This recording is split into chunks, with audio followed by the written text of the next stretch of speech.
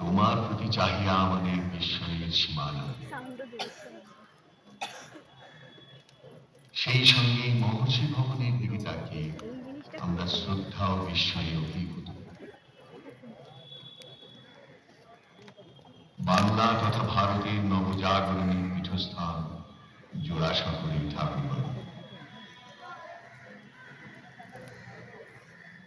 অনুমান 1784-তে প্রদীপ জ্বলেছিল ঠাকুর পরিবারের এই ভদ্রাসনে।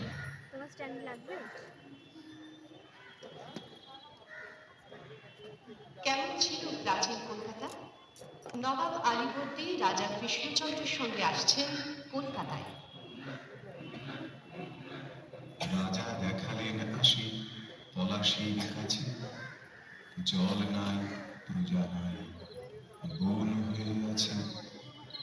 ক্রমে হইলেন কলিকাতা উপস্থিত, ইহার দুর্দশা দেখি নবাব স্তম্ভিত। উত্তরে গঙ্গার ধারে মাত্র কয়জন, পূর্ব দক্ষিণ ভাগে শুধু বাদাবন।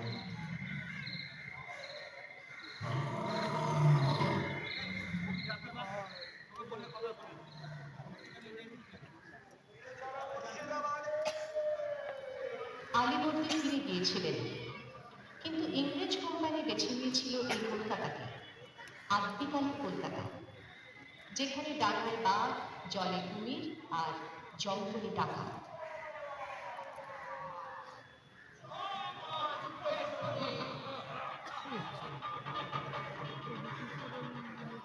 চিত্তেশ্বরী মন্দিরের নরবলি।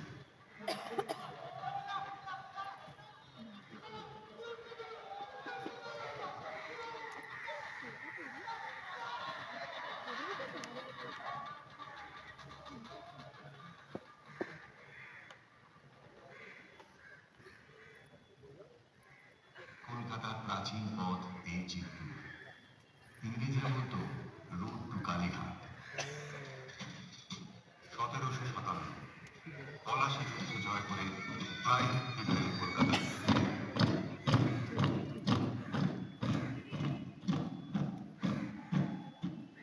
1765 east India company Bangla, Bihar, উড়িষ্যার দেওয়ানি লাভ করল।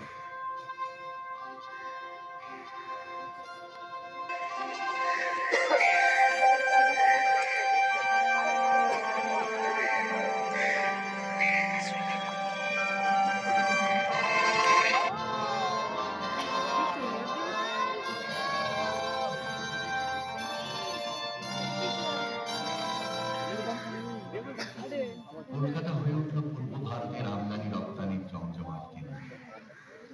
কলকাতা বাড়ছে, কাজকর্ম বাড়ছে। দেওয়ান, মুৎসুদ্দি, বেনিয়ান, তারা প্রাচীন ছড়ায় বলছে, পিরালি গায়ে তাকিয়ার সোনার বেনে করিলে আবাদ তারা দেশ বয়ে ধনে।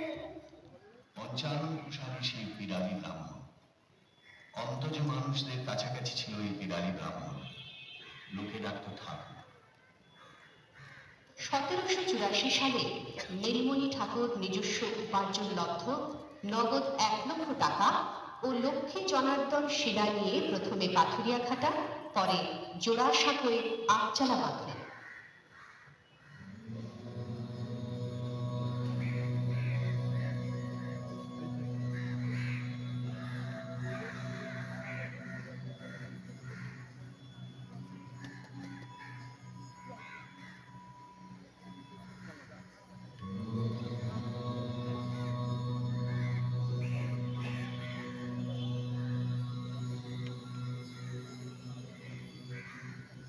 हरे मुरारे मधुकंठ भारे गोपाल गोविंद मुकुंद जजनीश नारायण कृष्ण विष्णु लीलास এই বাড়িতেই জন্মগ্রহণ করলেন দ্বারকানাথ ঠাকুর। কলকাতা তখন সরগরম, বাইক হ্যামটা, পা পাকড়ায় আর কবি গানের আসন। আমি চৌগনে হাতে যাব সঙ্গে, আমি চৌগনে হাতে যাব সঙ্গে, কাছে ধাক্কা মেরে কাছে ধাক্কা মেরে আধে চাদর চমকে চৌগনে হাতে যাব সঙ্গে, আমি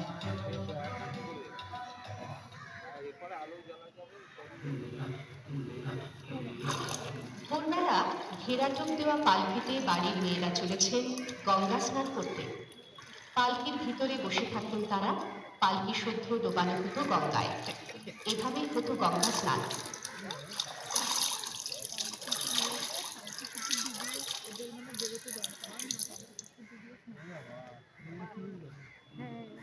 নতুন উপকূলতা, সম্ভ্রান্ত সমন্বয়ের ভিতর দিয়ে কলকাতা সংস্কৃতির বুনিয়াদ করে উঠছে।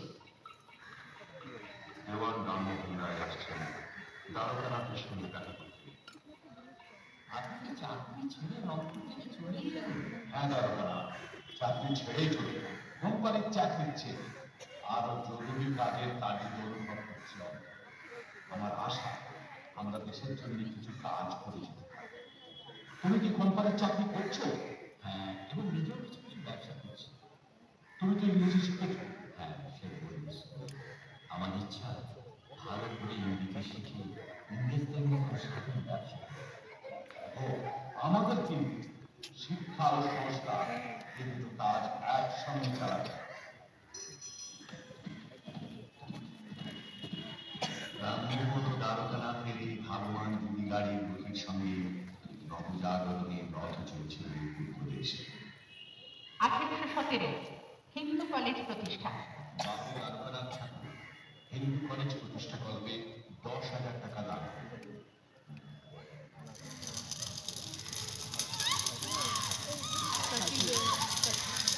1819 সতীদাহ প্রথা রদ। 1823 দ্বারকানাথ ব্রাহ্মণী পৃষ্ঠায় ইস্ট ইন্ডিয়া কোম্পানির একচেটিয়া কারবারের অবসান। 1845 মেদিনীপুর কলেজ প্রতিষ্ঠা। পাশ্চাত্য প্রধান চিকিৎসাবিদ্যা শিক্ষার জন্য দেশীয় ছাত্রদের উৎসাহিত করার উদ্দেশ্যে প্রিন্স দ্বারকানাথ 3 বছরের জন্য মাত্র 2,000 টাকা দেওয়ার প্রস্তাব করেন।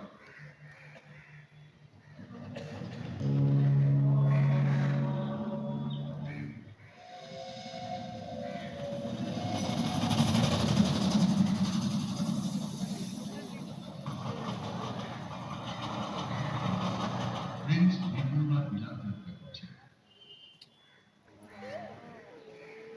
সঙ্গে 4 জন মেডিকেল ছাত্র তারই খরচায় উচ্চশিক্ষার্থী চলেছে। আর তিনি ফিরলেন।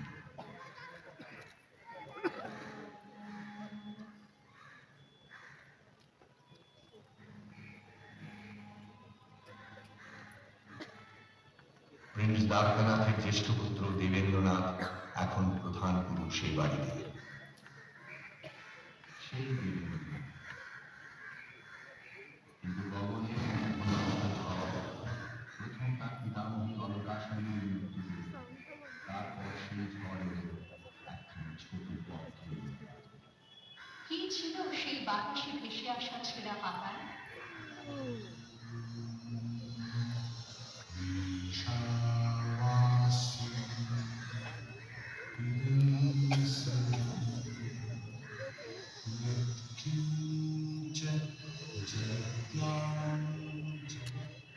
বিশ্বের সবচেয়ে পরমেশ্বরের দ্বারা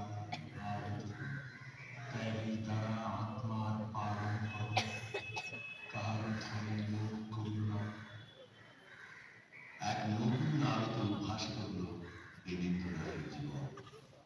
দেবেন্দ্রনাথের নেতৃত্বে প্রতিষ্ঠিত হল তত্ত্ববোধিনী সমাজ। বাংলার সামাজিক ইতিহাসে উল্লেখযোগ্য পদক্ষেপ। তখন আলেকজান্ডার ডাক প্রমুখ মিশনারিদের খ্রিস্ট ধর্ম প্রচারের সময়, হিন্দু সন্তানদের বিদ্রোহের সময়।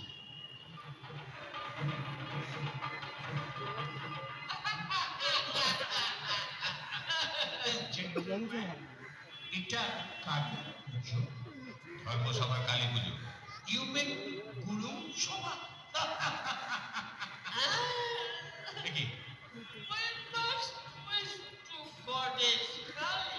Good evening, madam. এত বড় আস্পর্ধা, মা কালীকে ম্যাডাম, এই মণ্ডপ থেকে বার করে দাও একে। দূর করে দাও। একদিকের এই বিকৃত উন্মাদনা, অন্যদিকে রক্ষণশীলদের সংস্কার বিমুখতা, দুই স্রোতের গতিরোধ করলেন দেবেন্দ্রনাথ। 1843 সালে ভ্রাতা গিরীন্দ্রনাথ সহ এই